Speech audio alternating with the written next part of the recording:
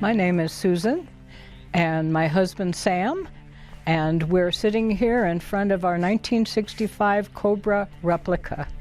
And there's a very interesting history as to why we built the Cobra Replica. In the early 60s, I was a Southern California wild child. I saw an ad in the LA Times for a racing secretary, so I thought, I'm going to go for it. So I applied, and the company was Shelby American. The fellow that owned it was Carroll Shelby, and they were building and racing Cobras in Venice, California. I was off on my racing adventure. Soon after I got there, Carroll Shelby opened up the School of High Performance Driving at Riverside, California. And there were only 3 females in the whole racing side of Shelby American, and we 3 went out to Riverside and played all day on the track and drove some cars, and I got a bug-eye Sprite because they didn't trust me with the Cobra, but I did drive original Cobras. Now, Carroll Shelby could be very, very generous when he was in the right mood. And one time my family came into town, and I asked Shelby if I could borrow a Cobra for the weekend, and he was in a good mood, and he said yes. And I picked that sucker up on a Friday afternoon, and I didn't stop driving till Monday when I had to turn it in. Drove on the freeway, drove on the streets. Nobody knew what I was driving, but it was very interesting. I'd be sitting at a signal, it would change to green, I'd be across the intersection, and nobody else had moved. Carroll Shelby was a very interesting character, to say the least.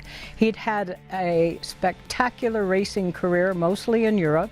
He won Le Mans in 1959, and then had to stop racing due to a heart condition. So he decided to build an American race car. And what he did is he took an AC chassis, married it up to a 289 Ford V8, and we were off and running. We used a lot of drivers back then, and for those of you who know the history of racing, some of them were Ken Miles, Dan Gurney, Bruce McLaren, A.J. Foyt. Gosh, I could keep going. Phil Hill, all good drivers. Now, we started racing really seriously in 1964. And we went after the USRRC championship. And by the end of 1964, we had won that championship in the US. Following that, in 1965, we decided to go to Europe and challenge Enzo Ferrari in Europe on his territory for the World Manufacturer Championship, the FIA Championship.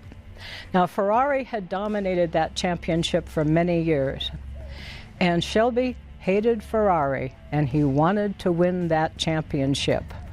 And we did. In 1966, we decided to go after the Le Mans 24-hour race.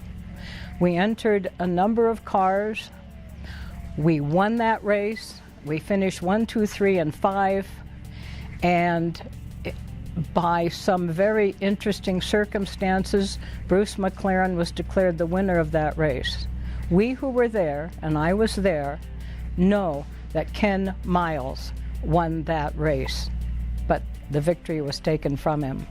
Many years have passed since I left Shelby American and racing, but my passion for Cobras has remained in my heart all this time. One day a few years ago, my husband Sam and I were sitting talking, and the idea of building a Cobra just sprang right up. And we thought, yeah, let's do it.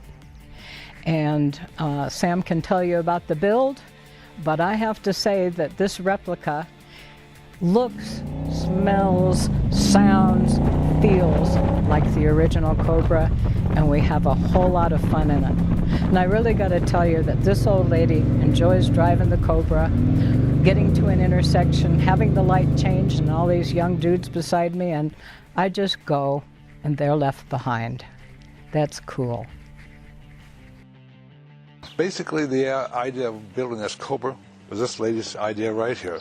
She lived that Cobra, and she believes it today, she lives it today, and we actually have a very good time in this Cobra running around the neighborhood.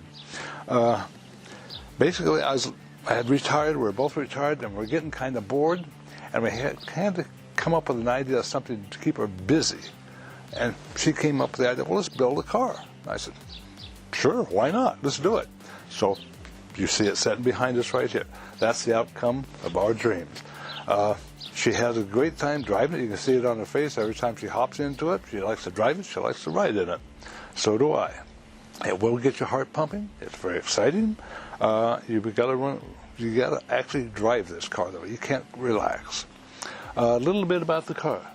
The brand is a Factory 5. If you know anything about Cobra kits, there's probably a dozen, if not more, out there producing them. A lot of them are very good. We did our research. We decided to go with Factory 5. They produce more replicas than any others combined, and so we got this built, and once we got it here, it just basically, you could shake the box and the car produced itself. And I can't say enough about Factory 5. I mean, it went together so nice. I mean, no hassles whatsoever.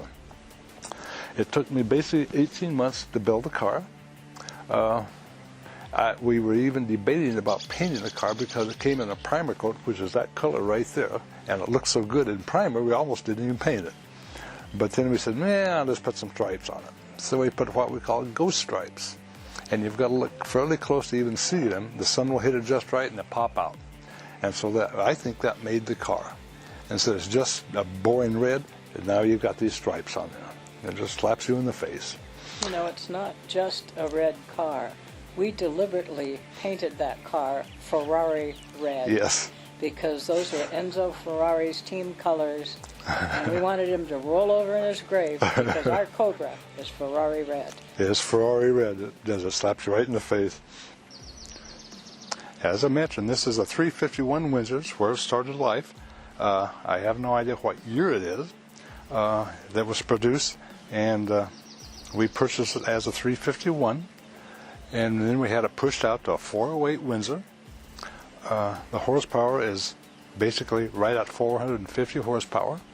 The torque is right under 500 foot-pounds of torque. It's a very light car. There's not a lot of what I call junk under the hood. It's a very clean build. It's nice to look at. It's easy to work on, easy to maintain, and basically we've had absolutely no issues with this car since the day it started. What about the fact that we don't have a 427 in it? No, we do not have a 427. And basically the reason we chose this engine over a 427 is the weight of the front engine. On a 427, if it's sitting on concrete, you can't turn the wheels. You can't move it. It's impossible. There's just too much weight on the front. And so we decided, well, we want to be able to maneuver this thing. We want to beat the 427s. This car does it. It embarrasses people. They don't realize what it can do. I didn't realize what it could do either until we got out here and got in trouble. But yeah, it's a heart pumper.